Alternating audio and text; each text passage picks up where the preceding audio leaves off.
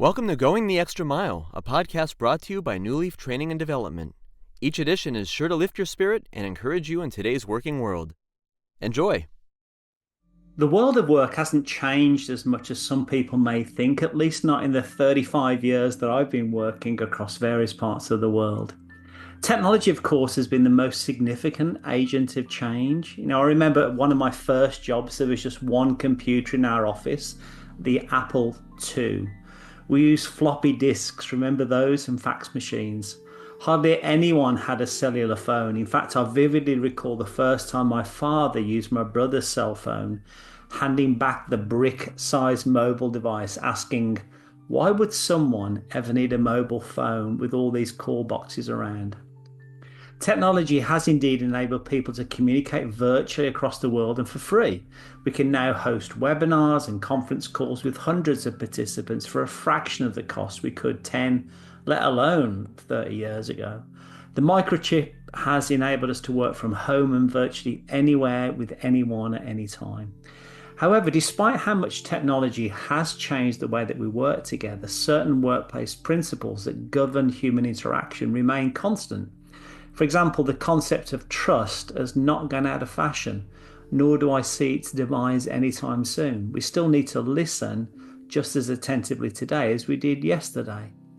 The necessity to collaborate effectively with colleagues is as crucial across the World Wide Web as it was in fields or factories during the agrarian or industrial age.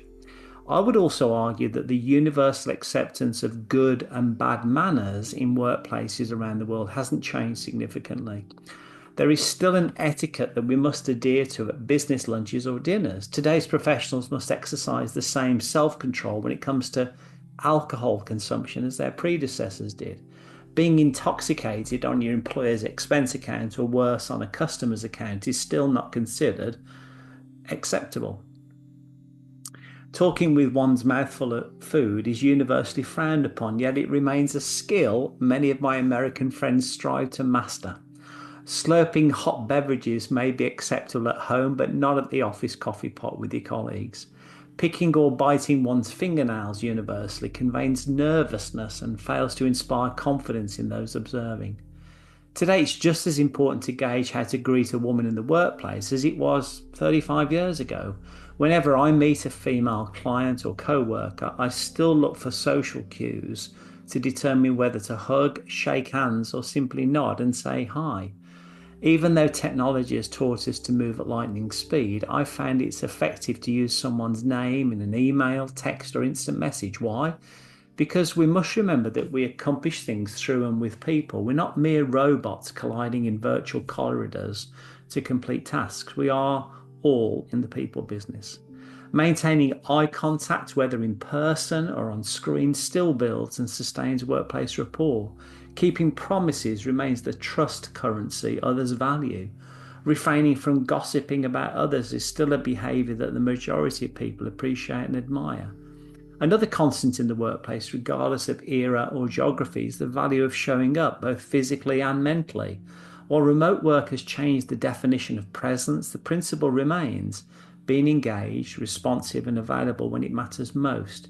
In the past, this meant arriving early, staying focused during meetings, and contributing actively. Today, it also means being present in digital spaces, keeping your camera on when appropriate, responding to messages in a timely manner, and participating thoughtfully in virtual discussions. Presence in any form communicates commitment and professionalism. In summary, I'd maintain that workplace manners are just a timeless constant, even as technology has dramatically altered the environment in which we demonstrate those manners. Good workplace manners are enduring character traits that I don't foresee changing anytime soon. I hope you found that short story useful, and if you did, feel free to rate, review, and share this podcast. We'll be back next week with another episode, and we also invite you to check out our other weekly podcast, Take 5, an inspiring interview with a leader worth listening to. Bye for now.